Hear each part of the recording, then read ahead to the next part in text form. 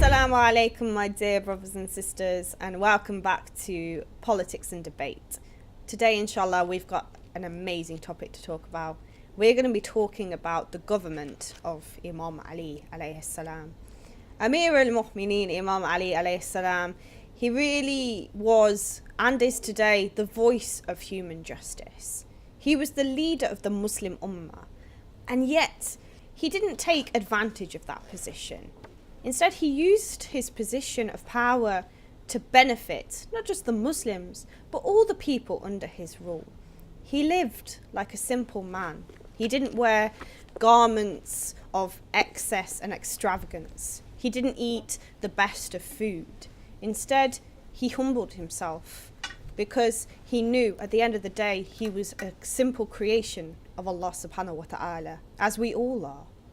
Joining me to discuss some of these valuable lessons that we can take from the government of Imam Ali alayhi salam is my esteemed guest, Dr. Zahra. Assalamu alaikum.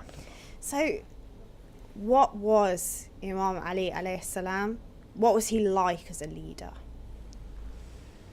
Bismillah ar-Rahman ar-Rahim. Alhamdulillahi Rabbil Alameen. Wassalatu wassalamu ala Muhammadin wa alihi al-tayyibin al-tahirin. Allahumma salli ala Muhammad. Very difficult question. No difficult question. I don't know where to begin. There's so much to talk about. Yes, there's so much to say. Imam Ali alayhi salam, as a leader, during his reign, which he ruled for about 4.5 years, he was probably need to give some kind of background. Again, when you talk about Imam, you can't talk about him 10-12 minutes. The difficulty of the job is to squeeze all that information in or at least summarize it in this 12 minutes. Imam Ali alayhi salam was appointed by the Prophet sallallahu alaihi wa on the day of Ghadir, if you like, on various other occasions, but this was the official public appointment on instruction from Allah subhanahu wa ta'ala on the day of Ghadir, which happened to be about 70 days before the death, before the Prophet was killed. On instruction from Allah subhanahu wa ta'ala, the Prophet appointed Imam Ali alayhi salam as Amir al-Mu'mineen, the commander of the faithful, and as the Imam or the leader of the nation after the Prophet sallallahu alaihi wasallam. And of course, in the course of that sermon of Ghadir, the Prophet sallallahu alaihi wasallam said after Ali will be the other 11 Imams. Imam Hassan and Imam Hussein were born at that time, but the other Imams weren't. But the Prophet sallallahu alaihi wasallam mentioned them one by one. And it's well known, al-Khulafa ba'di 12 kulluhum min Quraysh, the caliphs or the imams, the successors, Khulafa min ba'di, the successors after me are 12, and all of them are from Quraysh. This is well known in Shia and Sunni reference sources. So the Prophet appointed Imam Ali at Ghadir, but unfortunately, because of a coup, actually it was a military coup d'etat against the Prophet sallallahu alaihi wa and they removed Imam Ali from what was supposed to be. In fact, in the day of Ghadir, we need to say he kept the people, the Prophet kept the people for 3 days and 3 nights so that they could make bay'ah, they could give homage to Imam Ali in the presence of Allah and the Prophet sallallahu alaihi wa and men and women did that. But despite that, because of the coup, Imam Ali was set aside. Even though he was the best man for the job, he was chosen by Allah. He was chosen by Allah subhanahu wa ta'ala, and the people had given their allegiance to Imam Ali alayhi salam. But we need to talk about that at some other time. Inshallah. But because of the bloody military coup, Imam Ali was set aside. His wife, the daughter of the Prophet, was killed. Sallallahu alayhi wa salamullah alayha, Fatima Zahra was killed in the process of that coup. and also she was heavily pregnant. Her child was murdered as well, Muhassin. Yes. He was set aside for about 25 years. And when the people saw the extreme corruption of the previous rulers, the three rulers, they all converged on Imam Ali, something which had never ever happened, because the first ruler was put in power by a few and through terror. As I said, it was a military coup. So through terror, he got to power. The second one was appointed to the job by the first one. By the time the third ruler ruled, which we ruled for about 12 years, there was extreme corruption throughout the land. People revolted against him and killed the third ruler, being Uthman, and they all converged to Imam Ali. And so this is the first time when the actual people actually came to Imam Ali, and they would not leave until he accepts the leadership of the Ummah, which he didn't want. So in the 4.5 years that he, in the reign of Imam Ali, which took about 4.5 years from the start of that time, after the killing of Uthman, of the mass uprising against Uthman, until Imam Ali was killed as part of a plot by Abdul Rahman ibn Muljim, La'natullah alayhi, which was devised by Muawiyah. During the reign of Imam Ali, people were very well off. In fact, they had a good quality of life. He basically implemented the teachings of Islam. Again, if we go into that, people in general, there was no poverty. There was one instance, and there is not a second instance was registered in the history of the government of Imam Ali alayhi salam, when he was walking with his aides in the street and the marketplaces, which he always did, just to make sure he's. They all had houses, they all had work, employment, relatively well off. He saw an old man begging. What is that? He was shocked. He didn't say, who is it? What is that? What's this phenomenon that someone sitting by the side of the road begging money from people? And some of his aides, some of the people, companions around him, in order to try to sort of minimize the issue. Oh, he's an old Christian. What do you mean he's an old Christian? So you used him when he was young, and now that he's old, you've abandoned him? No. He instructed his aides so that from Bayt al-Mal, from the treasury, he received a monthly or weekly wage as long as he's alive. This notion was unacceptable, to have someone begging. This was during the reign of Imam Ali, regardless of his faith. Whether he's Christian, whether he accepts Imam Ali as the Imam divinely appointed or not, that's beside the point. During the reign of Imam Ali alayhi salam, apart from the economics, it was freedom of speech.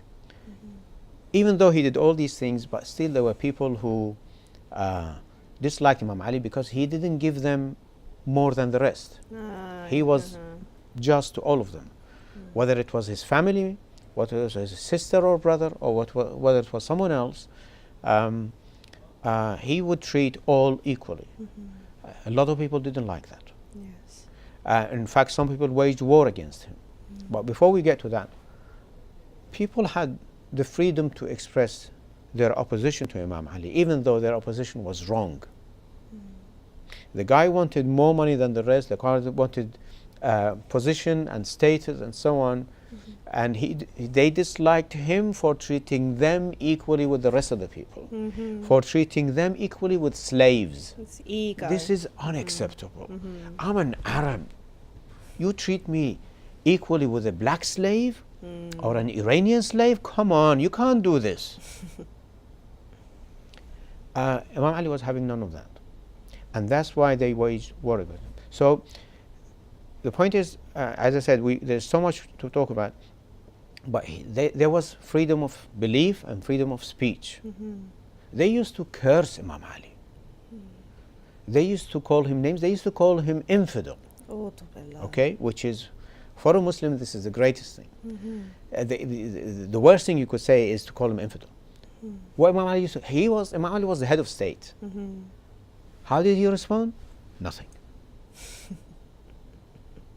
Yes, because so apart from economic welfare, there was freedom of speech, there was freedom of belief, freedom of expression. Next to the mosque where Imam Ali was praying, he was the head of state. Somebody had built a minaret so that he could go up the minaret. When he delivers a speech, he starts cursing Imam Ali. Imam Ali used to do nothing to him. Other than that, how he led his lifestyle, as I mentioned, I think I touched upon this. Imam Ali alayhi salam said, I had sufficed myself to, he said that Allah has made it imperative upon the Muslim ruler that he lives like the poorest individual in the land. Now, as far as he can see, there are no poor people. So what does he do? Shall he start living like the average person? No. Okay, how are you going to lead your life, Imam Ali? He says, I have sufficed myself with 2 pieces of garment that he wears throughout the year. And I'll tell you a story if I have the time. I hope we give us more time than remind me about the garment. Please do briefly mention it. Yeah. And then with 2 portions of bread a day.